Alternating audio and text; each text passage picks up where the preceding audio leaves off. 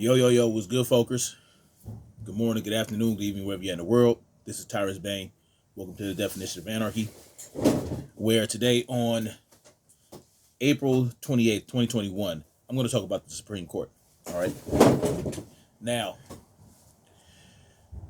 the Supreme Court is set to hear a case coming out of New York in regards to carrying outside of your home and how difficult that state makes it. So someone decided to sue the state of New York to have those rights restored. And I just did a video about Mayor de Blasio's reaction to the Supreme Court taking that case up. This is what I want to address. It may very well be that the Supreme Court will restore some of the rights we have as people in this country, right? And in the world. Well, it won't affect the people in the world, but what I'm saying is we're people of the world, not just this country. That's a whole nother story. But what I want to talk about is we have to be very careful about how much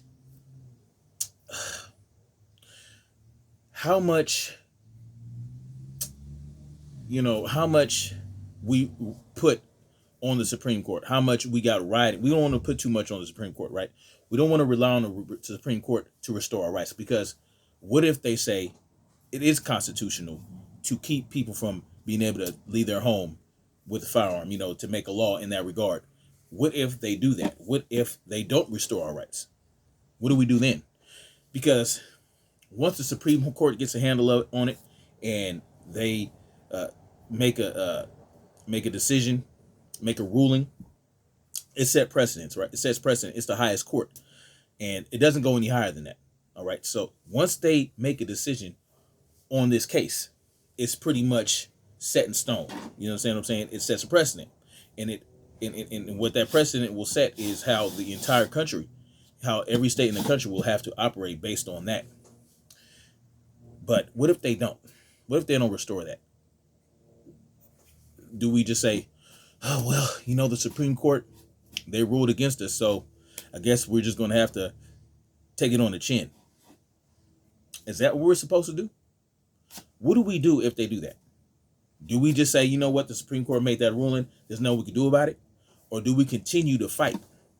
In what way do we fight?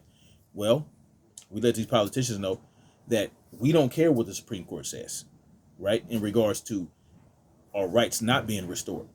We want them restored. We're going to ensure that they're restored. What are we willing to do to reach those ends? What are we willing to do to take our power back as individuals in this country? What do we do to take our autonomy back? What do we do to ensure that we can defend ourselves against criminals that will do us harm? Are we just going to, what are we willing to do? Yes, the Supreme Court could say, and it's very well likely, you cannot stop people from carrying their firearms outside the house. That will go a long way to restoring some rights. But if they don't, we can't just say, oh, well, that's it. We have to ensure that we got to be ready for, we have to have a contingency plan for the event they don't restore those rights. There's no guarantee. Just because it's 6 Republicans and 3 Democrats doesn't mean that all the Republicans are going to rule in favor of your rights. So what do we do to ensure, to let them know, like, look, you guys need to make the right decision. This shouldn't even have to go before the court. It says it right there in the Second Amendment. Shall not be infringed. This is clearly an infringement. So we have to help them understand, like, look, your job is to ensure that our rights to keep and bear arms are protected. You understand what I'm saying? You have to make sure that you protect our rights to keep and bear arms, point blank in the period, and we will not stand for anything else. We will not stand for anything else. We will stand to have our rights restored, and that's it. Are we willing to go there? Because, it doesn't have to be any violence. We don't have to threaten people. We just, hey, we're human beings. We're individuals. We can do whatever we want. We can own whatever firearm we want. We can carry it anywhere we want. We can have whatever we want. as much ammunition as we want, whatever the case may be, as long as we're not using it to harm other people that aren't trying to harm us. We have demonstrated, we have 400 million firearms in this country.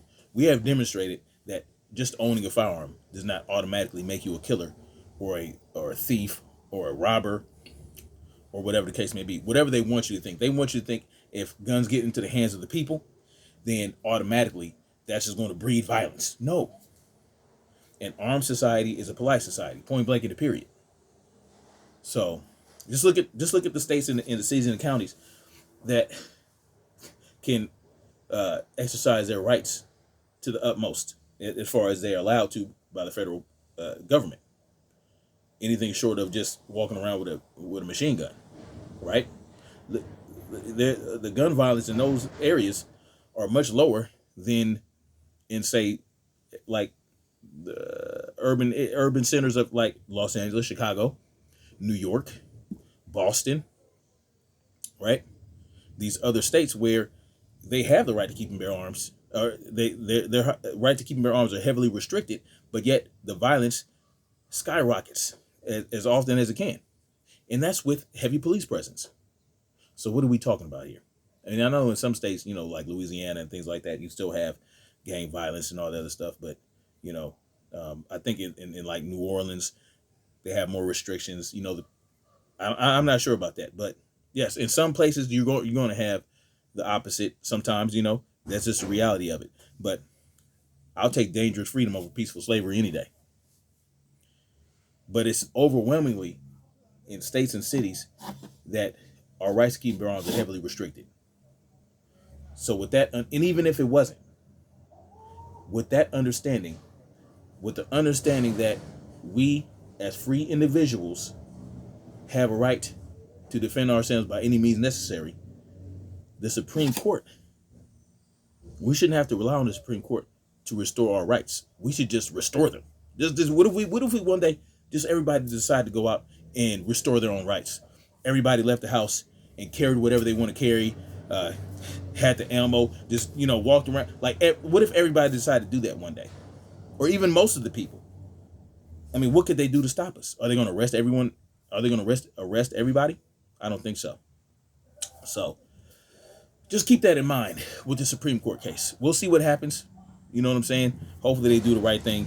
But you know how how this political paradigm is. It's mostly false, and sometimes they give you some, sometimes they take some away. It just depends on the atmosphere of the people and how people are reacting and what they, they're very smart about how they operate and how they go about restoring and restricting our rights. It's very methodical. There's a method to their madness. So we'll see what happens.